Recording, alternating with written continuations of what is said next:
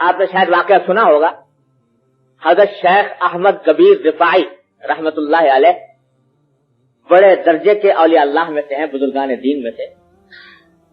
بہت مدت تک مدینہ طیبہ جانے کی خواہش تھی، آرزو تھی، ہر مسلمان کو ہوتی ہے. وہ تو اللہ والے بزرگ تھے، ان کو تو کتنی ہوگی.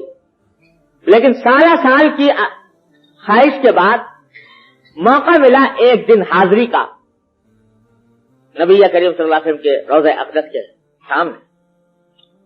تو وہاں بے ساختہ جا کر 2 شعر پڑھے. شعر کا مطلب یہ تھا کہ یا رسول اللہ، میں دور سے، جب میں آپ سے دور تھا تو میں اپنے روح کے ذریعے آپ کی خدمت میں سلام بھیجا کرتا تھا. اللہم صلی علی سیدنا، درود کے ذریعے سلام بھیجا کرتا تھا. لیکن آج اللہ تبارک و تعالی نے یہ موقع مجھے عطا فرمایا کہ میں خود آپ کے روضہ اقدس پر حاضر ہوں. فامدد یدیک لکی تحظی بہا شفتی. تو یا رسول اللہ، اپنا دست مبارک بڑھائیے تاکہ میں آپ کے دست مبارک کو بوسہ دے. یہ شعر پڑھے.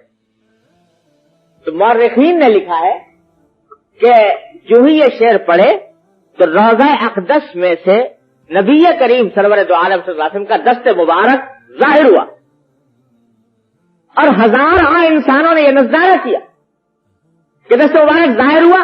احمد کبیر رفاعی رحمۃ اللہ نے دست مبارک کو بوسہ دیا اور دست مبارک پھر واپس کرے.